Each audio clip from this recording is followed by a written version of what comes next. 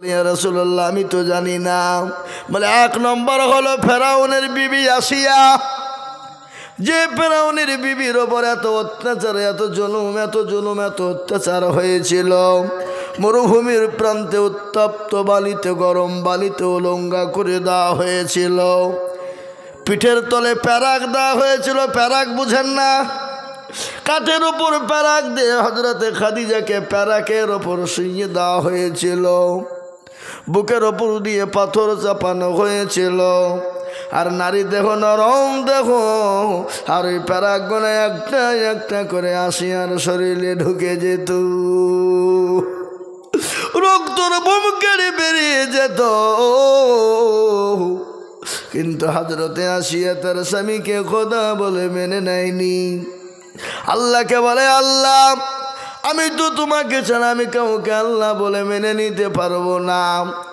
তুমি তো আমার রব, তুমি তো আমার প্রভু, তুমি তো আমার স্রষ্টা, তুমি তো রাত্রির আসমান এবং জমিনের মালিক, তুমি তো রাত এবং দিনের মালিক।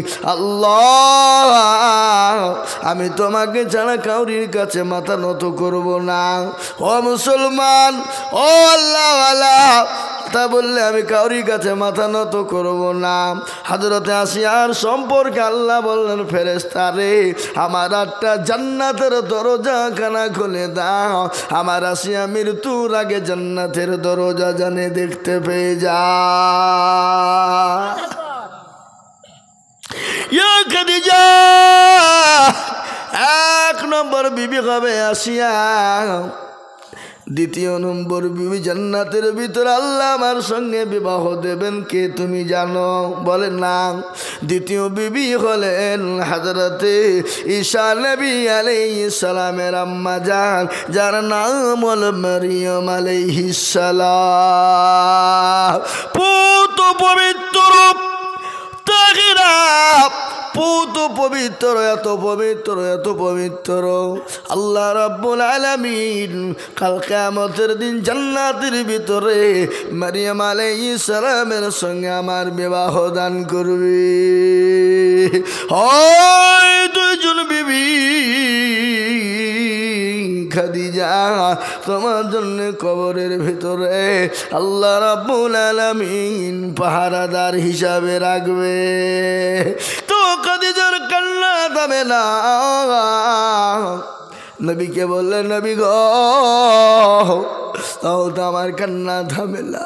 আল্লাহ নবী বলেন, খাদিজা বলো তুমি কি তুমি চাও?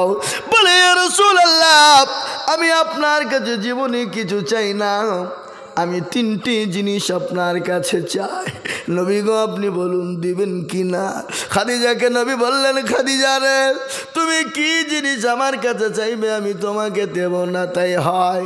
বলো তুমি কি চাও?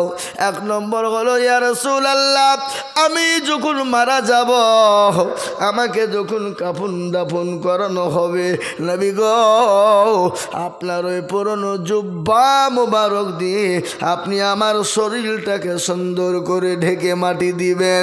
নবী বলেন, খাদিজা এত সম্পদের মালিক তুমি, আমাকে ইসলামের জন্য সম্পদ তুলে দিলে। খাদিজা গো আমি তোমাকে পুরনো পোশাক দিয়ে যদি দাফন করে দিই, এতে মানুষ আমাকে খারাপ মন্তব্য করবে। রাসূলের বিবি খাদিজা বলে, যে রাসূলুল্লাহ আমাকে আপনাকে কে খারাপ মনে বললো এটা আমার দেখভার নাই। আমি আপনার জুব্বা মোবারক কেন কেন চাই জানেন? কবর বড় কঠিন, ডানের মাটি পায়ের মাটি বড় কঠিন। ওই ডানের মাটি পায়ের মাটি যখন আমাকে এরকম করে পিসাই করতে যাবে, আপনার ওই জামা জুব্বা মোবারকের বরকতে ডানে বায়ের মাটি আমার শরীরে স্পর্শ করবে না। এক নম্বর। দ্বিতীয় নম্বর হলো, নবী গো আমি যখন মারা যাব, দয়া করে মেহেরবানি করে আপনি আপনি কবরে নিজে আমাকে দাফন করবেন, কাউকে নামতে দেবেন না। বিশ্ব নবীকে বললেন, খাদিজা নবী গো, আপনি যখন নামবেন, আমি কেন নামতে বললাম জানেন? আপনার ওই পায়ে স্পর্শ যখন কবরে পাবে, ওই কবরের মাটির কোনো ক্ষমতা না আমি খাদিজাকে কষ্ট দেবে। 2 নম্বর হয়ে গেল। 3 নম্বর হলো, খাদিজা বলো আর কি নিবা? বলে নবী গো, আপনি যখন সবাই যখন মাটি দিয়ে চলে আসবে, আপনি দয়া করে মেহেরবানি করে কবরের 3টা প্রশ্নের উত্তরটা আপনি দিয়ে দেবেন। নবী বলেন, খাদিজা রে, এটা অসম্ভব, এটা অসম্ভব। নিজের প্রশ্ন নিজে কি জবাব দিতে হবে। হযরত মা খাদিজা তিনি মারা গেলেন। বিশ্ব নবীর জুব্বা মোবারক দিয়ে তেনাকে মাটি দিলেন। মাটি দেওয়ার পরে সমস্ত সাহাবারা চলে এলেন। খাদি আল্লাহ নবী কিন্তু আসেন নাই। কবরের পাঁজরে দাঁড়িয়ে বসে বসে কান্না করে। আল্লাহ নবীর আল্লাহ রাব্বুল আলামিনের ফেরেশতা জিবরিল আলাইহিস এলেন। আসার পরে নবী গো, আসসালামু আলাইকুম ইয়া রাসূলুল্লাহ, আপনি বাড়ি চলে যান, আপনি কান্না করবেন না। ওগো নবী, আপনি কোনো চিন্তা করবেন না, আপনার বিবি খাদিজার প্রশ্নের জবাবটা আমার আল্লাহ নিজেই দিয়ে দেবেন। জোরে বলুন সুবহানাল্লাহ। এরা সুবহানাল্লাহটা বলছে না?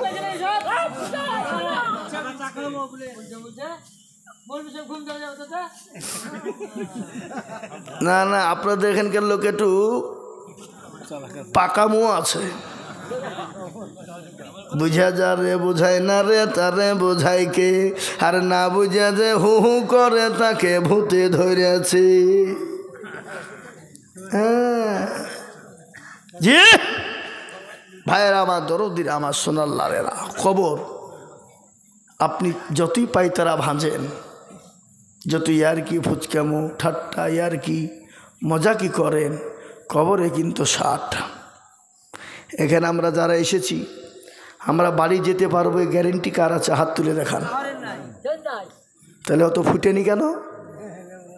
অত ইয়ারকি কেন? কথা বলেন। যদি আপনি আমি এখান থেকে বাড়ি যাব গ্যারেন্টি থাকে, তাহলে আপনি ইয়ারকি করবেন, ফুচকামো করবেন, ফুটেনি মারবেন, ঠিক আছে।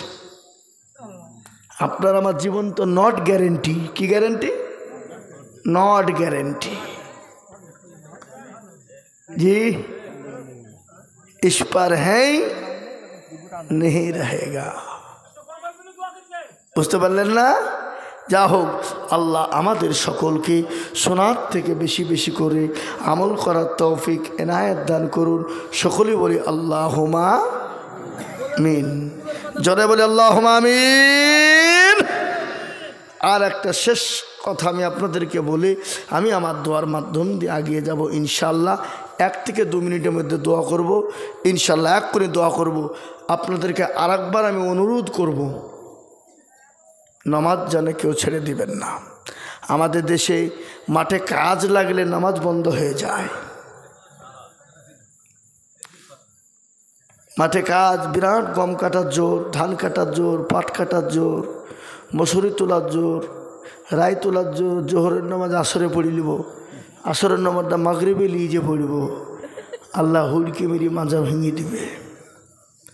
আবার একজনের নামাজ পড়ে মুরগি যেমন ঠক ঠক করে ভাত খায়, ও চোরের মতন নামাজ পড়ে। বেয়াদব, তুমি কার সামনে এত তাড়াতাড়ি দেখাচ্ছ? আল্লাহর সামনে? হ্যাঁ, আল্লাহর সামনে তুমি জরুরি দেখাচ্ছ? জরুরি কাজ দেখাচ্ছ? আল্লাহ তোমাকে মুচড়ে ওই জায়গাতে বসিয়ে দিতে পারে। পারে না? পারে না? পারে। সুতরাং নামাজে তাড়াতাড়ি করবেন না, সুন্দর করে উত্তম রূপে আল্লাহর হুকুম নামাজটা আদায় করবেন। এবং আমাদের দোয়া ছাড়া কিছু নাই, দোয়া করবেন। এই মুসলমানদের দুর্দিন সামনে অকাব চলে যাচ্ছে। আমরা আপনাদেরকে বলছি, আমরা আন্দোলনের জন্যে আগিয়ে যাব। দেশে বিদেশে, গ্রামে অঞ্চলে, পাড়াতে, এলাকাতে, বাড়ি বাড়ি যেন আমাদের ইনশাল্লাহ। এ বাবা যে বসেন, দোয়া করবো। বাপ শেষ। আমরা এই আন্দোলনের দিকে আমরা লক্ষ্য করব। আর আগামীকালকে জুম্মার দিন জুম্মার নামাজের পরে আমরা সমস্ত মুসল্লির এক জায়গায় দাঁড়িয়ে আমরা আন্দোলন করব এবং ভিডিও করে এটা ছাড়ব যেন সবাই যেন দেখতে পারে ইনশাআল্লাহ। যা হোক আমরা দোয়া করি। দোয়ার আগে একটা কথা আপনাদেরকে বলবো ভাই, আমার মা বোনেরা, বাবজি ভাইয়েরা, কিসের গজল আর হবে না, যা হোক গজল 2-3টে বল দিয়েছে গো। আল্লাহ আমাদের সকলকে কবুল করে। সূরা ফাতিহাটা আমরা সকলেই পড়ি, পড়েন সবাই বলে পড়েন। এই সূরা ফাতিহা আমরা বোঝেন তো নাকি? কেরালায় কাজে গেছি, যে লোকে বলছে এরা কোন ভাষা বলছে রে, দুটো জিনিস বাংলা বলছে, একটা সূরা ওই সূরা আলহামদু সূরাটা বাংলায় পড়ছে আর আজানটা বাংলায় দিচ্ছে, সব বাদ বাকি সব উল্টে পাল্টা। হ্যাঁ গো, আলহামদু সূরাটা বাংলায় হয় নাকি? আজান বাংলায় দেয়? হ্যাঁ, আরবি আরবি আরবি। যা হোক আল্লাহ আমাদের কবুল করুন। এই শহীদুল কই? শহীদুল এসব কে গুটাবে?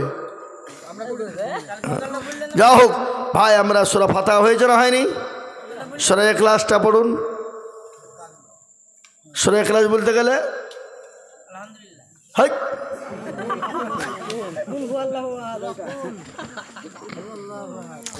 আমরা এমন নামাজ পড়ি বাপ, আত্মাহাত জানে না, দুরূদ শরীফ জানে না, দোয়া কোনো জানে না, দোয়া মাসুরা জানে না, দোয়া সানা জানে না, ইন্না তাইনা কুল দেখা যায় তার মধ্যেও 20টা ভুল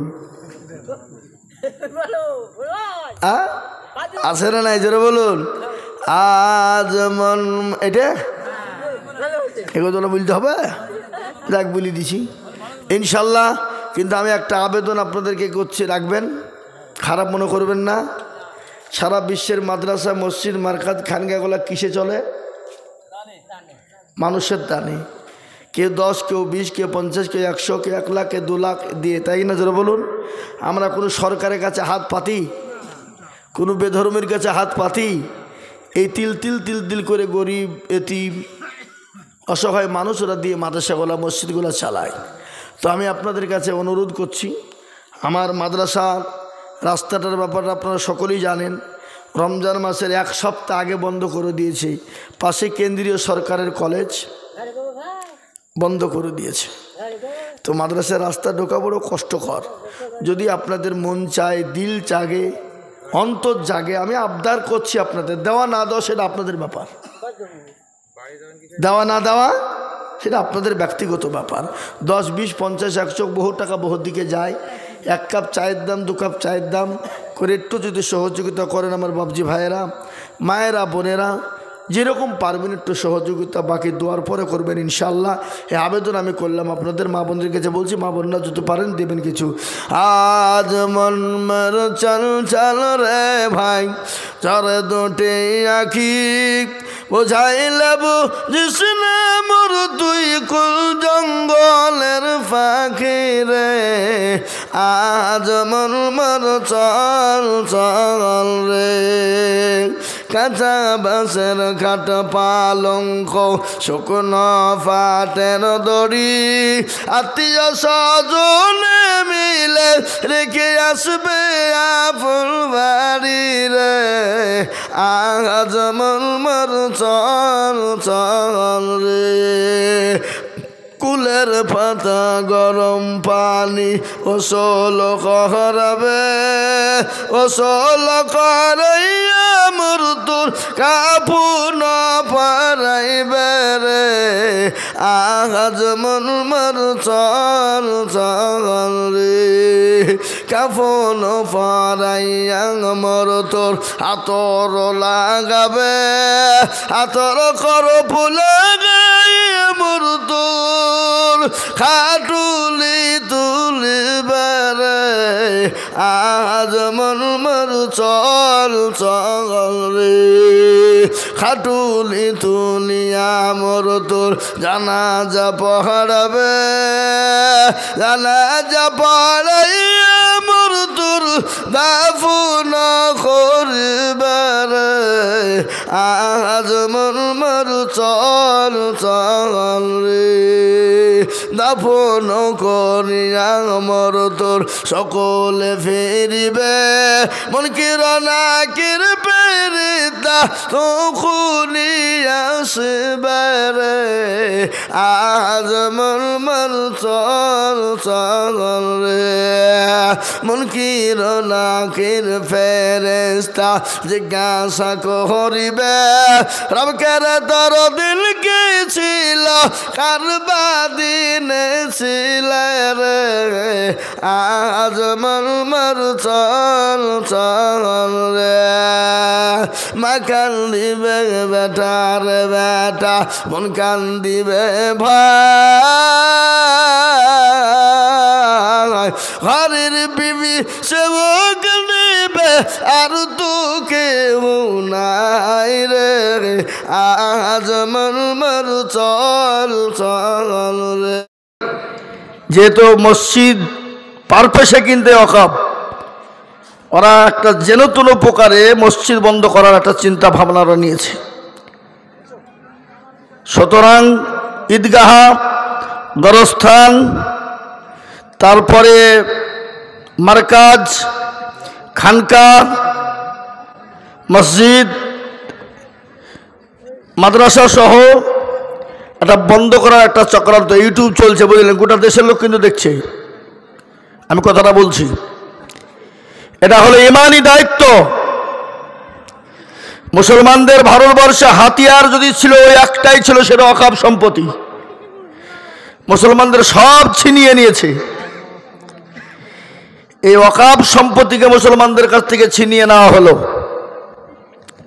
মুসলমানদের অস্তিত্ব বিলীন করে দেওয়া হলো মুসলমানদের অস্তিত্বকে কেড়ে নেওয়া হলো এই জাতি যতক্ষণ পর্যন্ত না শুধর হবে এই জাতির সামনে দুর্দিন নেমে আসছে এবছরে কয়েকটা জায়গায় ঈদগাহতে ঈদের নামাজ পড়তে দেয়নি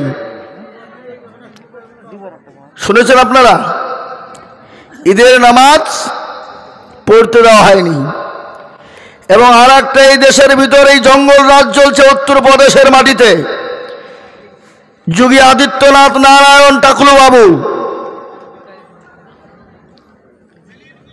হারামখোর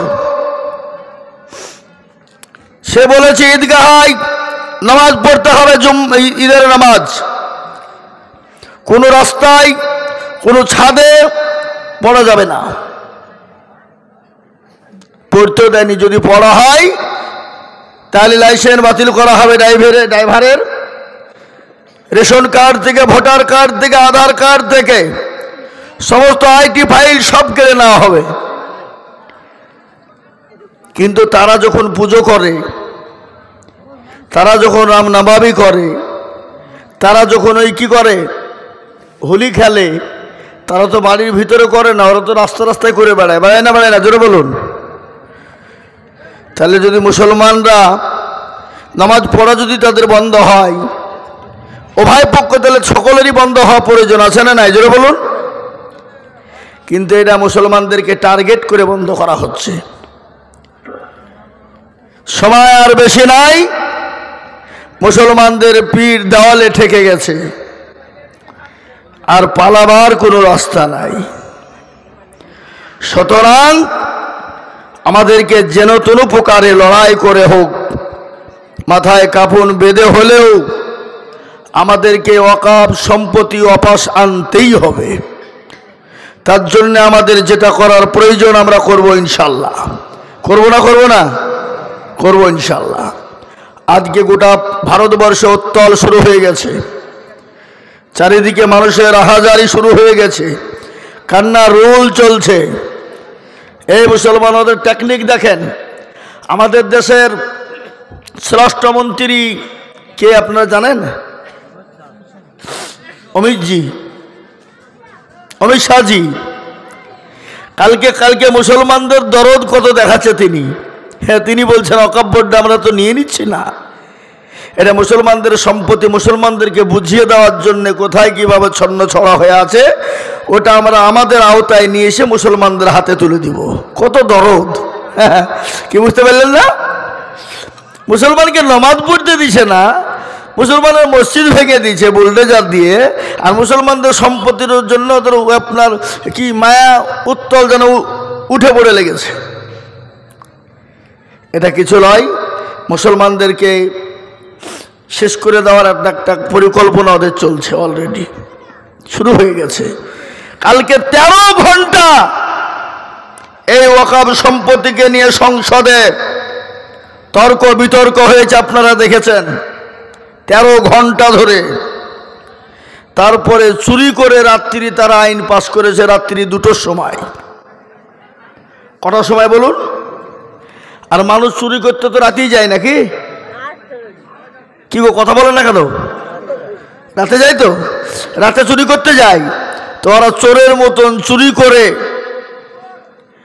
ওয়াকফ বোর্ডের আইনকে তারা পাস করলো গত রাত্রি। দেখেন এদের কত বড় একটা চক্রান্ত, আজকে আমি আপনাদেরকে বলে দিই। পরপর 2টো আইন হলো। 1 নম্বর হলো ওয়াকফ সম্পত্তি মুসলমানদের কাছ থেকে কেড়ে নিল, আর এই ওয়াকফ সম্পত্তিটা যেন ধামাচাপা পড়ে যায় তার জন্য সঙ্গে সঙ্গে তার পরাধীন 26,000 শিক্ষার্থীকে বাদ দিল সুপ্রিম কোর্ট।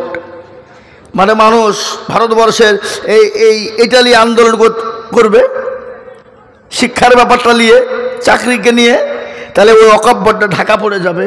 বলো কোন ব্রেনে এটাকে ঘটাতে, বুঝতে পেরেছেন না পারেননি? তা আল্লাহ জিনিস আল্লাহ হেফাজত করবে বলুন ইনশাআল্লাহ। আমি একটা কথা আপনাদেরকে বলে যাই, তারা তাদের ক্ষমতার বলে, তারা তাদের পাওয়ারের বলে এটা করেছে, কিন্তু আল্লাহ তিনি আছেন না নেন? কথা বলেন না কেন? আছেন না নেন? তিনার পাওয়ার নাই বুঝি নাকি? ফেরাউন, নমরুদ, আবু জেহেল, আবুল আহাব, উতবা, সাইবা, মুগীরা ইসলামের ঘোর শত্রু ছিল তারা। আল্লাহ তাদেরকে তলিয়ে দিয়েছে না দেয়নি? তাদের নাম নিশানা মিটিয়ে দিয়েছে না দেয়নি? আজকে ওই ওয়াকফ সম্পত্তি হলো আল্লাহকে ওয়াকফ করে দেওয়া হয়েছে।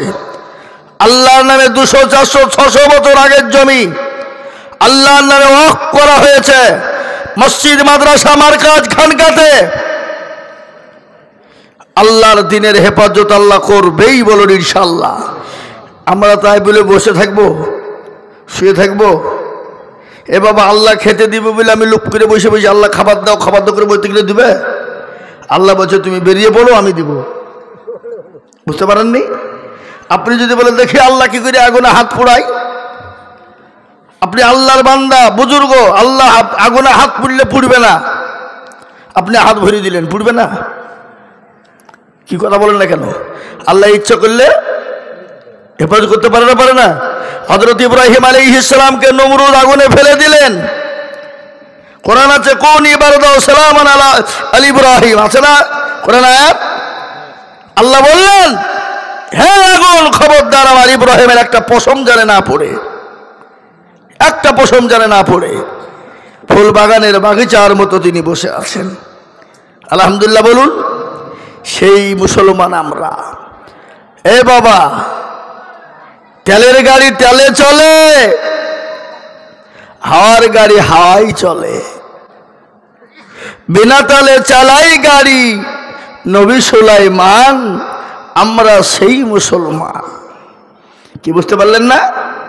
কি বুঝতে পারলেন না? পারলেন না?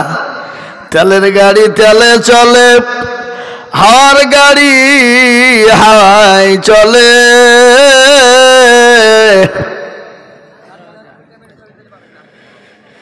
তেলের গাড়ি তেলে চলে, হাওয়ার গাড়ি হাওয়াই চলে, বিনা তেলে চলে গাড়ি নবী সুলাইমান। আমরা সেই মুসলমান, আমরা সেই মুসলমান। মোহতারাম, আল্লাহ আমাদের হেফাজত করবেই। এই ওয়াকফ সম্পত্তি যারা আইন পাস করেছে সামনে দিন ইনশাল্লাহ তাদেরকে অকাম আমাদেরকে ফিরিয়ে দিতে হবে, হবেই বলুন ইনশাল্লাহ, চিলিয়ে বলুন ইনশাল্লাহ। আপনাদের আওয়াজ কিন্তু ইউটিউবে যাচ্ছে, আপনারা ভাবেন না আরো ভাইবেন মনে হচ্ছে যে বাইচান যদি চলে যেত তখন বাইচান কিছু হবে নাকি? এ বাবা আমরা বলছি ডাকছে, আমরা তো সারা পশ্চিম, গতকালকে আমার কলকাতায় জালসা ছিল। কোথায়? কলকাতা টাউনে, একবার প্রপার কলকাতায়, হাজারে হাজারে লোক। কালকেও বলেছি, চিলিয়ে একবারে কলকাতা শহরে বলে এসেছি। আগামীকালকে বহু দূরে জালসা আছে আমার, শিলিগুড়ি। কোথায়? আগামীকাল, কালকেও বলবো ইনশাআল্লাহ। তা আমি আপনাদেরকে শোনাই, আল্লাহকে শোনাবো, আল্লাহ আমাদের মাদাদ করবেই বলুন ইনশাআল্লাহ, ইনশাআল্লাহ। আউযু বিল্লাহি মিনাশ শাইতানির রাজীম। বিসমিল্লাহির রহমানির রহিম।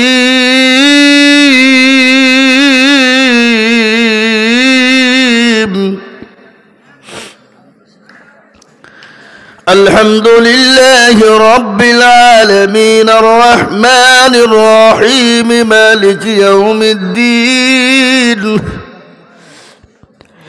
إياك نعبد وإياك نستعين اهدنا الصراط المستقيم صراط الذين أنعمت عليهم غير المغضوب عليهم ولا الضالين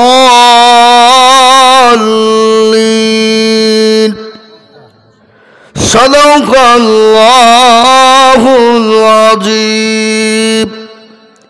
আমি বক্তব্য শুরুর আগে একটা কথা আপনাদেরকে বলবো ভাই, কিছু মনে করবেন না। এটা আমনাবাদ তো নাকি? কি পাড়া এটা? মধ্য শেখ পাড়া।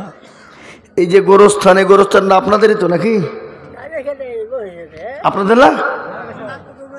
আমাকে একটা কথা বলেছে যে গোরস্থানে জানাজা পড়ার জন্য একটা বক্স কিনতে হবে, তাতে মোটামুটি 1000-12,000 টাকা লাগবে। কত? 10 থেকে 12,000 টাকা লাগবে বক্স কিনতে। আপনারা 500, 200, 100 করে দিয়ে 5 মিনিট টাইম নিচ্ছি, 5 মিনিট এই বক্সটা কেনার জন্য, আপনাদের গোরস্থানেরই জন্যে। আপনাদের গোরস্থানে একটা বক্স কেনা হবে জানাজা পড়ার জন্য। যদি আপনাদের কাছে থাকে একটু দেন, 200, 500, 1000, 50 যার কাছে আছে। 5টা মিনিট টাইম নিলাম, তারপর আমি বক্তব্য শুরু করবো। আসুন দেন দিনী ভাই, কার কার কাছে আছে দেন। কি দেওয়া যাবে? আপনাদের জন্য আমি বলছি, গোরস্থানের একটা বক্স কেনার জন্যে। জানাজা হবে, জানাজার জন্যে 150, 200, 500 যার কাছে যা আছে একটু দেন, তাড়াতাড়ি দেন। 5 মিনিট দেরি, 5 মিনিটের পর আমি বক্তব্য শুরু করব। কি আপনাদের গোরস্থানের জন্য হবে না? হ্যাঁ, কি আপনারা মানা করছেন নাকি করতে?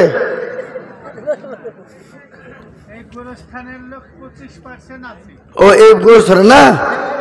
ও তাহলে অন্য গোরস্থানের আছে। ও তার লেগে উঠছে না, তাই বা হোক। হ্যাঁ, তো যা হোক, এটা নেকি তো হবে, যে পার্সেরই হোক, যে গোরস্থানেরই হোক, নেকির জন্য দিবেন, তাই তো নাকি? আপনাদেরকে যে আবেদন রাখলাম, আপনার বক্তব্য শুরু করছে, আপনারা দেবেন। আলহামদুলিল্লাহি কাফা ওয়াস সালামু আলা ইবাদিহিল্লাযীনা ইসতাফা, আম্মা বাদ। فقد قال الله تبارك وتعالى في كلامه المجيد وفي الفرقانه الحميد. أعوذ بالله من الشيطان الرجيم. بسم الله الرحمن الرحيم. إن الدين عند الله الإسلام.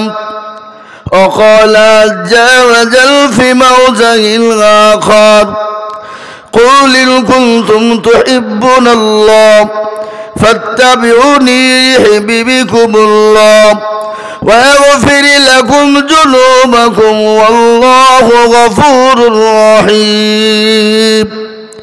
وقال عز وجل في موضع آخر: وتصيموا بحبل الله جميعا ولا تفرقوا.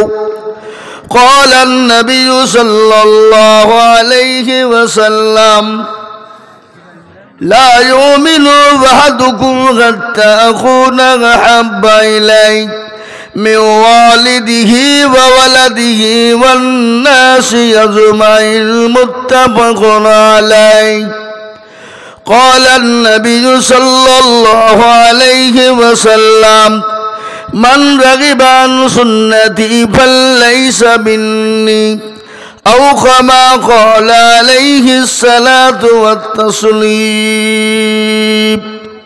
الحمد لله আজকের এই সভার নির্বাচিত নির্ধারিত সভাপতি সাহেব, শ্রদ্ধেয় ওলামারা, আমার জ্ঞানী গুণী মানি সম্মানী বাবা জীবন ভাইয়েরা, পদ্মার আড়ালের পদ্মার নাসিনা আমার মা জননী বোনেরা, রইল সকলকে সালাম।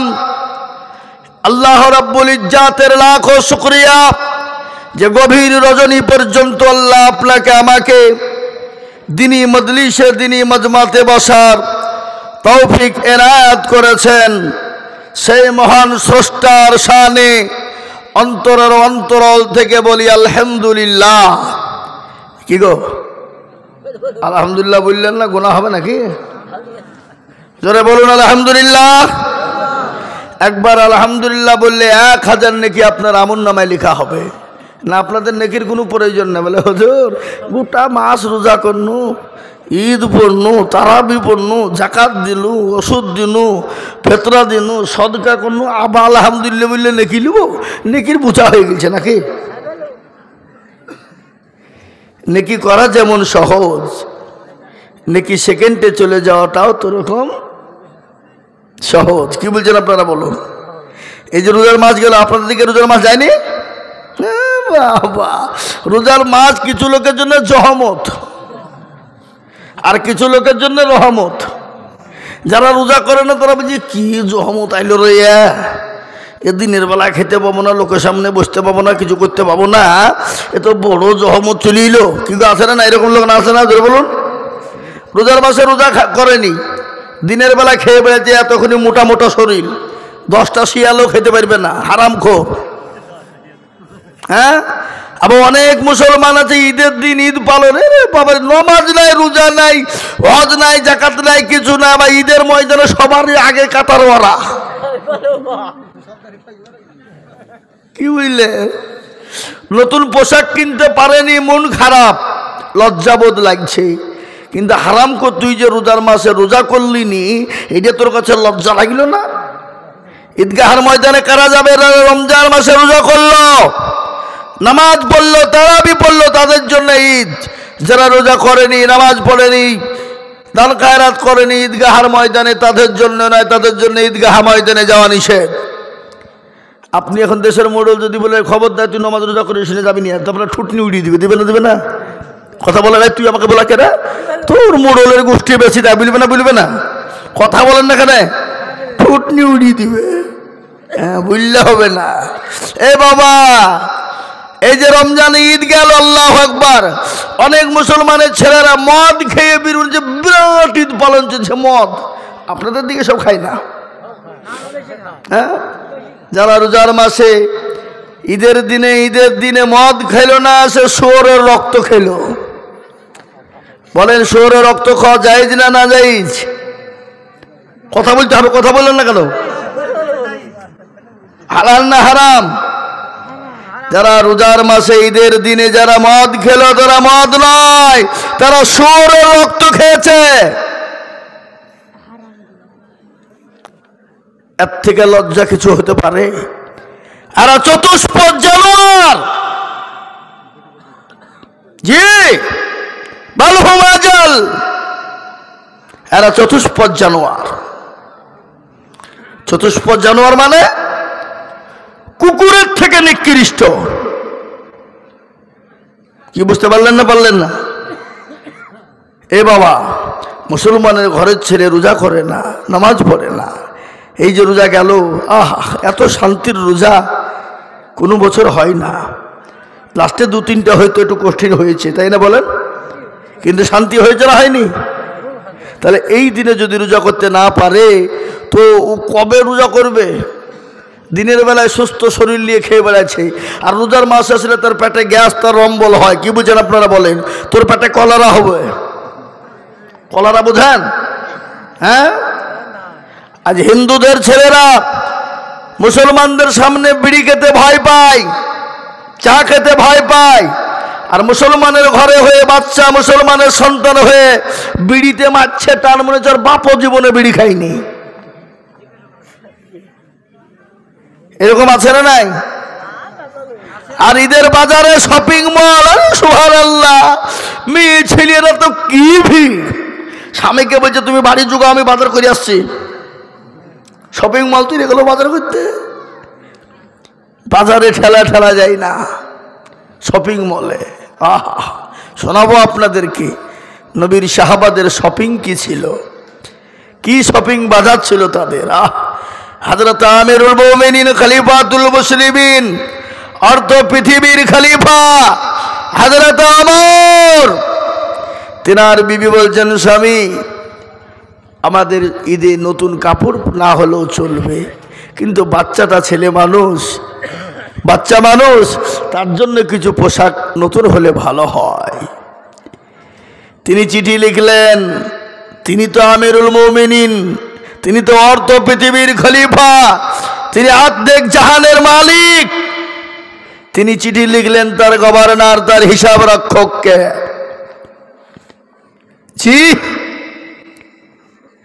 চিঠিতে লিখলেন বলে, ও আমার সাহাবা, নবীর সাহাবা, আমাকে কি 1 মাসের জন্য অগ্রিম কোনো বেতন দেওয়া যাবে? সেই নবীর সাহাবা যিনি হিসাবের রক্ষক ছিলেন, তার চোখ দিয়ে ঝরঝর ঝরঝর করে পানি ঝরে গেল। যিনি আমিরুল মুমিনিন খলিফাতুল মুসলিমিন, যিনি অর্ধ পৃথিবীর খলিফা, তিনি আজকে অগ্রিম আমার কাছে 1 মাসের বেতন চাই। সাহাবা তিনি চিঠির উত্তরে লিখে দিয়ে বললেন, ও আমিরুল মুমিনিন খলিফাতুল মুসলিমিন, আপনি আমার কাছে 1 মাসের অগ্রিম চিঠি লিখে পাঠিয়েছেন, আপনি বেতন নেবেন। আপনি চিঠিতে লিখে দেন আপনি সামনে 1 মাস আগে বেঁচে থাকবেন কিনা, আপনি বেঁচে থাকবেন কিনা আপনি গ্যারান্টি দিয়ে লিখে দেন। আপনি যদি 1 মাস সামনে বেঁচে থাকেন, আমি আপনাকে 1 মাস অগ্রিম বেতন দিয়ে দিব। ও আমিরুল মুমিনিন খলিফাতুল মুসলিমিন, আপনি অর্ধ পৃথিবীর খলিফা, আপনাকে যে মসনদে রাখা হয়েছে, আপনাকে খলিফা হিসাবে রেখেছে জনগণ, আপনাকে আগামী 1 মাস আপনাকে জনগণ খলিফা হিসাবে রাখবে কি গ্যারান্টি আছে? আপনি 1 মাস কিরকম করে আপনি অগ্রিম বেতন চান? চিঠিখানা চলে এলো হযরত আমিরুল মুমিনিন খলিফাতুল মুসলিমিন, অর্ধ পৃথিবীর খলিফা। চোখ দিয়ে অঝর নয়নে ঝরঝর করে পানি ঝরে যায়। বিবি বলেন, স্বামী গো, আপনার চোখে কেন পানি, কান্না করেন কেন? বলে, বিবি রে, আমি যে অর্ধ পৃথিবীর খলিফা, আমি যে আমিরুল মুমিনিন, আমি যে খলিফাতুল মুসলিমিন, আমি 1 মাসের বেতন চাই। আমি চিঠি দিয়েছিলাম, আমার হিসাব রক্ষক যিনি ছিলেন তিনি আমার চিঠিতে উত্তর দিয়ে বলেছেন, ও আমিরুল মুমিনিন, আপনি সামনে 1 মাস বেঁচে থাকবেন কিনা গ্যারান্টি আছে? জনগণ আপনাকে খলিফা হিসাবে রাখবে কিনা এই গ্যারান্টি যদি আপনি দিতে পারেন, আমি আপনাকে সামনের 1 মাস আমি আপনার জন্য বেতনকে নির্ধারিত করে দেব। কি তাদের শপিং! আমানত কাকে বলে? আমানত কাকে বলে? আজকে আমাদের দেশের নেতা মন্ত্রীদের তো আমানত নাই, আমাদের নেতা মন্ত্রীরা তো আমানত রাখে না। আমাদের দেশের নেতা মন্ত্রীরা গরিবের ঘরকে মেরে খেয়ে নেয়, আছে না নাই? জোরে বলুন, কথা কর না কেন? আমাদের দেশের নেতারা গরিবের মাল আপনার সরকার ঘর দেয়, তাদের কাছে কাটমানি চাই, বলে টাকা দাও নাইলে ঘর হবে না। গরিবের মালকে লুটপাট করে খেয়ে নেয়। এটা তো হলো আমাদের দেশের আরেকটা আইন। দেখেন আমাদের দেশের নেতা মন্ত্রীরা ক্ষমতা পেয়ে তারা মনে মনে করছে আমরা বহুত কিছু হয়ে গেছি, কিন্তু জনগণের উদ্যোগে কেউ নাই। জনগণ যদি মনে করে নেতা রাখবো না, ওই নেতার বাপেরও ক্ষমতা নাই মসনদে থাকতে পারে। ঠিক না? যেন বলুন, কথা বলেন না কেন?